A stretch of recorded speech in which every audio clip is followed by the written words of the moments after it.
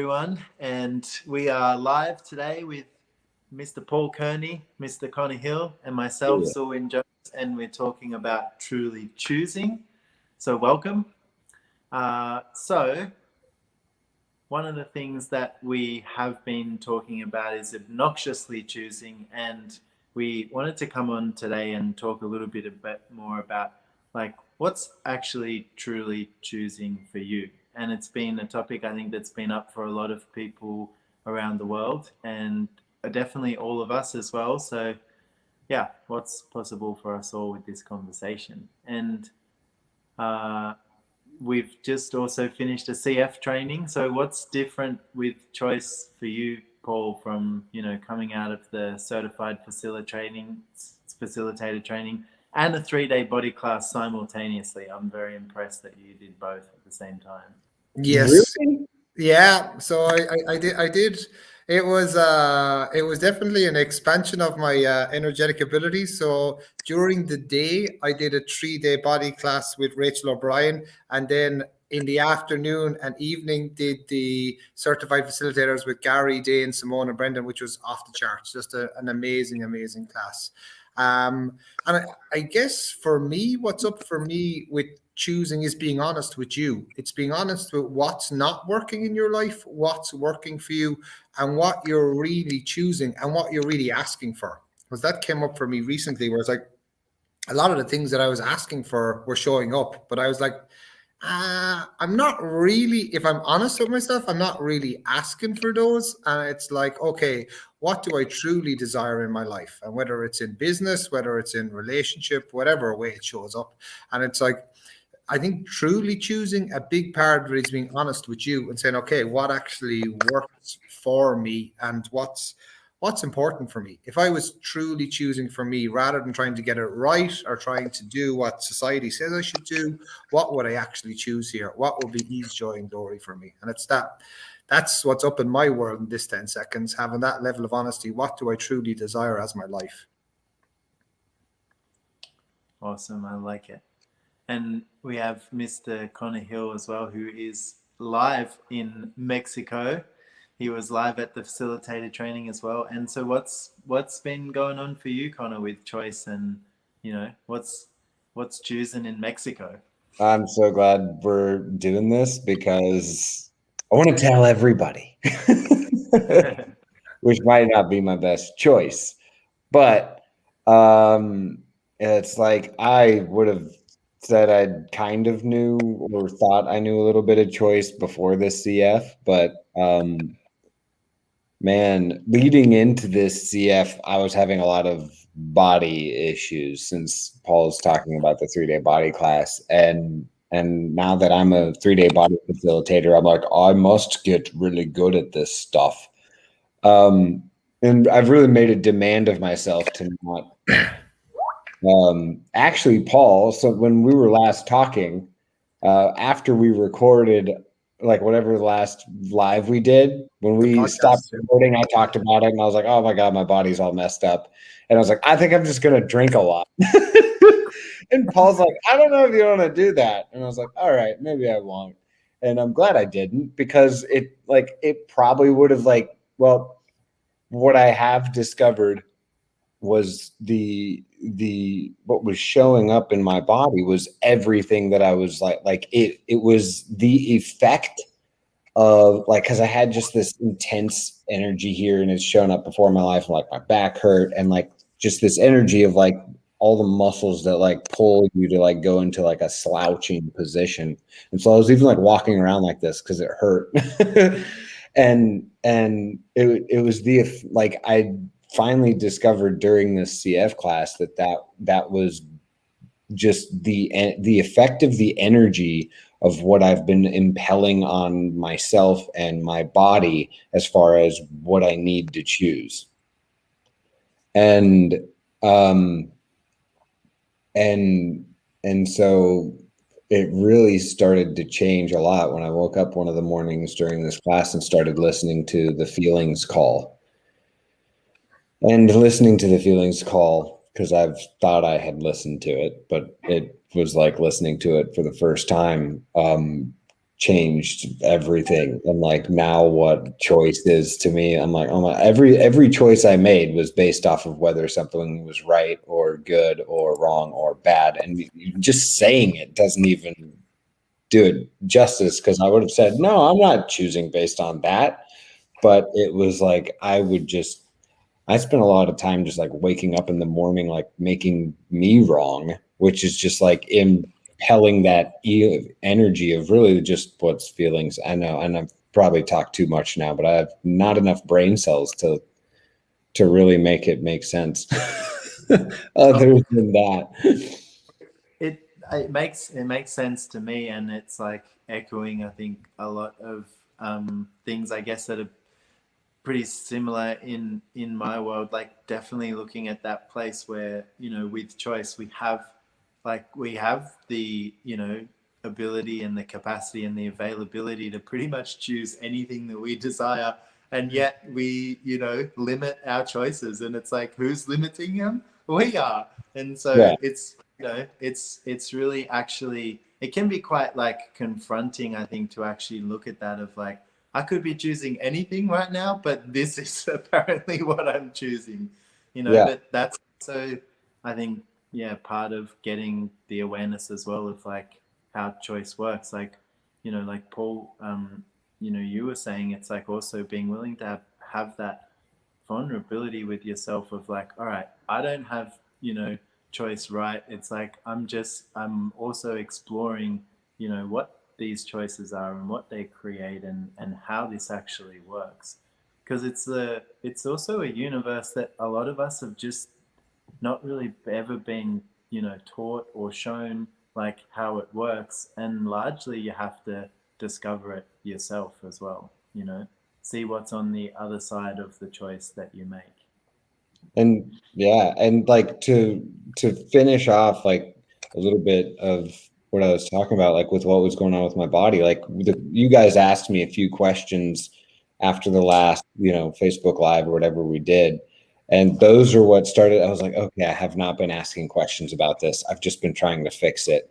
And so I really went into those questions of like, all right, what is my body trying to show me? And that's what I realized was like, oh, it's like, dude, this is just what you're doing. You're just making yourself wrong all the time.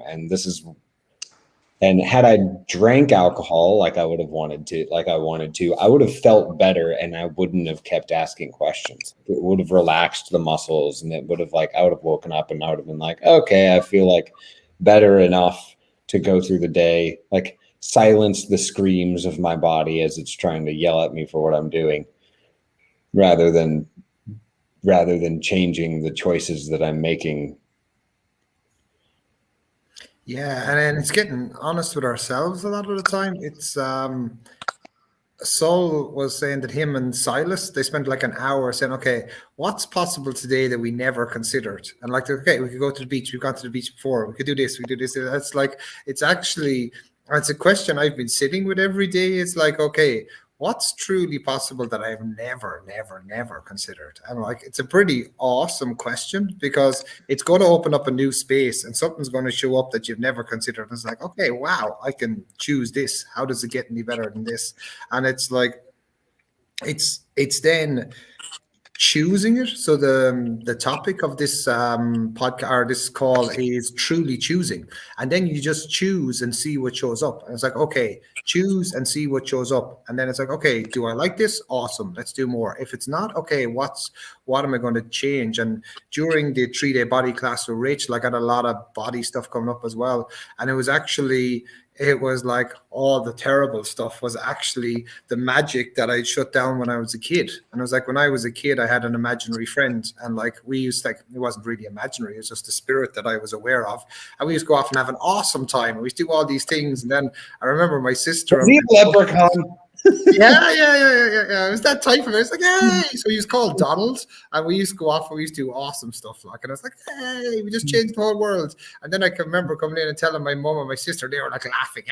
I was like, oh, that's so funny. I was like, oh, Paul's going to play with his friend Donald. And it was like, I shut that down, that magic, that joyfulness, that childlike wonder.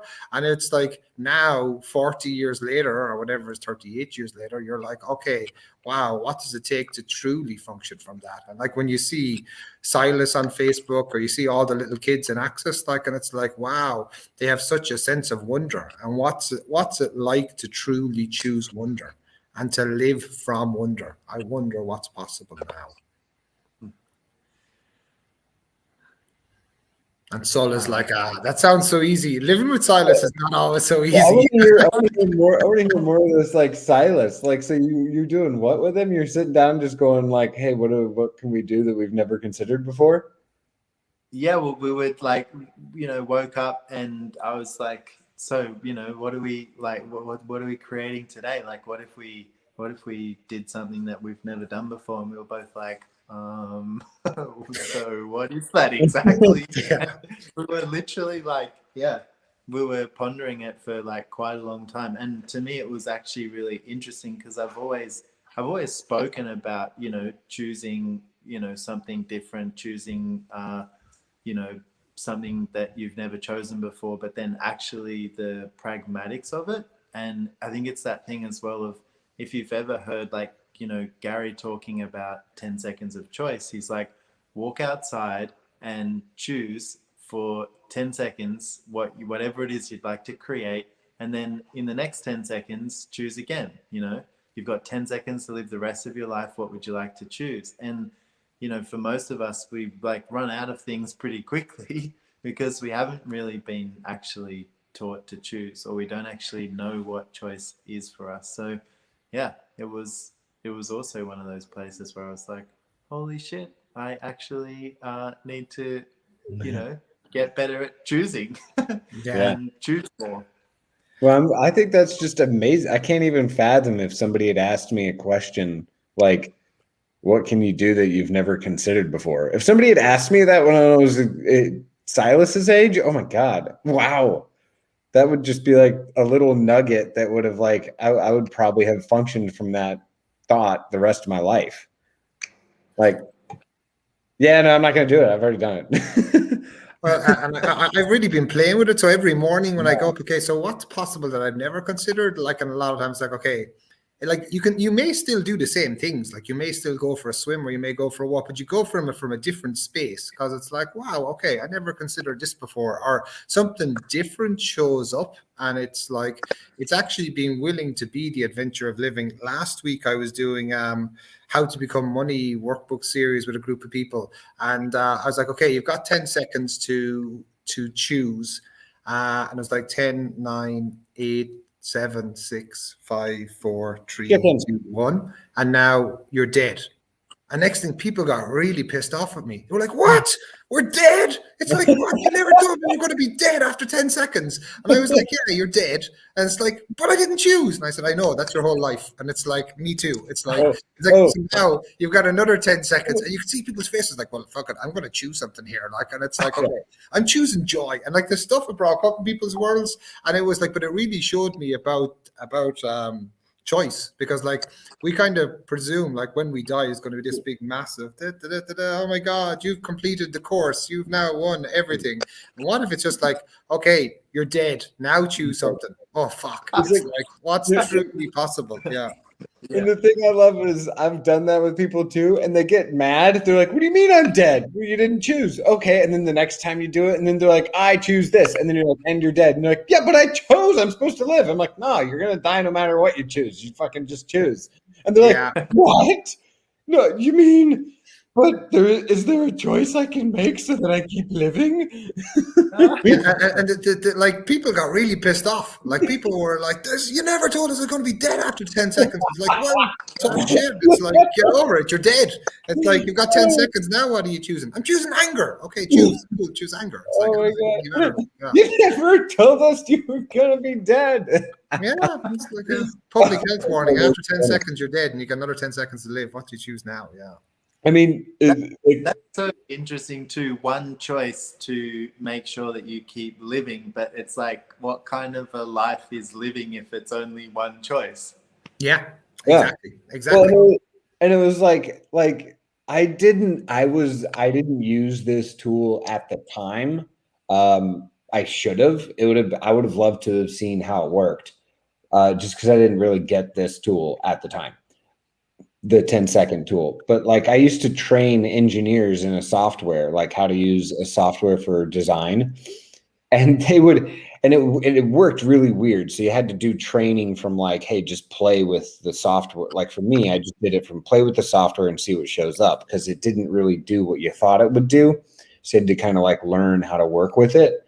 And I would give people something to, I'd be like, okay, you have this as a situation, do that.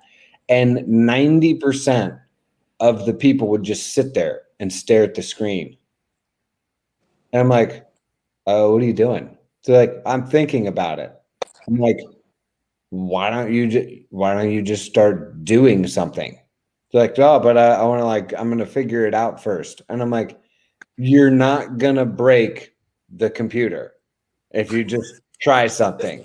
So you might as well just start. And they would literally sit there for like 10 minutes, just like staring at the screen, like thinking like, oh, well, what if I did this? And then what if I did that? And then what if I did this? And then I'm like, just choose. Choose, motherfucker, choose. Yeah, because the people that just chose, they'd start drawing stuff and like, oh, that didn't work. Erase, draw a different thing. Oh, that worked. Okay, draw another thing. Oh, that didn't work. Erase that. And they just start playing with it and like move it around. And they were the ones that actually excelled in the software, which is also what I did. But like, I did that at the time. But even if you're somebody that plays like that with stuff, like taking this tool, because I think when I first did the 10 seconds of choice that we're talking about, I had like 2 answers. I was like, I'll sit here. I was like, I'm gonna go skydiving, snowboarding, skydiving, sex, skydiving.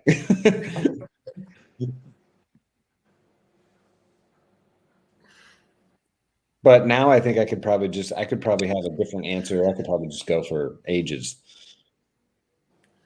Yeah, and then just choose. Just choose and see what shows up. Yeah, choose and see what shows up. Yeah. All right. Well, I think it's been a great conversation, and thank you guys. And so we have in 2 days' time a call coming up called Obnoxious Chooser, and Yeah. we're going to be exploring this topic a lot more. And I'm looking forward to seeing what else we uncover, guys. And yeah, so if you're watching, if you'd like to come, you can find it on my website, and I'll pop a link in the comments below. And if you want to play with the 10 seconds of choice game and tool, just play with, okay, in the next 10 seconds, I'm choosing to go to the obnoxious chooser telecall. And then do it again over and over and over again until you're actually there. Yeah. And then see what shows up from your choice. Yeah, exactly. How obnoxiously choosing can you be? Yeah, what's truly possible? And just before we go, like, because I guarantee a lot of you watching this, you're gonna cheat. You're gonna be like those engineers behind the computer that just sit there and think about it. You're like, oh, you know, because last time I did a class, I was doing a 3-day body class in St. Petersburg, Russia. And everybody was like, oh, so if I do the 10 seconds of choice, then I'm going to function like this. I'm like, no, it's not about thinking about the 10 seconds of choice. You actually do it. It's like Sewell said earlier, you get out, you step outside and go, okay, I have 10 seconds to live the rest of my life. What do I choose? And get to choosing it and doing it. Because if you don't, you just sit there and then you're like, oh, I understand that tool. No, you don't. Yeah. That's such a great point, and I can't remember who said it, probably Brendan or Gary or something about choice, but like when you actually get to that place where you don't know what choices you have available anymore is actually when you're at like choice. And I was like, when I heard that, I was like, wow, because how much of our choices are like predetermined, you know, like you were saying, Connor, like, oh yeah, I'll just get like 10 choices lined up. So if someone asks me that question, I've got them all like prepared. But then you get to the end of those 10 choices, then you might actually be at choice. What is it that you would like to choose, you know? Yeah. So yeah. It's like you talk to most men, they're like, sex, girls. Yeah, it's a pretty short list. It's a pretty short list. Yeah. It's like 3 brain cells, like, banging around in there, and those are the 3 things we want to choose, basically. Yeah. Yeah. And it was quite funny at the body class. There was a guy there, and he was like, I don't know why this always happens, but every time I choose relationship, it becomes really serious, really, really quickly. And I was like, yes. Yeah. Like, how much do we give ourselves up like that? Yeah. And it's like, what else is possible? Yeah, what else is possible? Yeah, what can we choose now? Yeah. Awesome. So truly choosing. So we will be truly choosing to do Obnoxious Chooser in 2 days' time. We look forward to seeing everybody on it. How does it get any better than this? Let's do this thing, guys. Yeah. Thank you, gents. Thank you, gents. Thank you. Awesome. Bye, everyone. Bye-bye.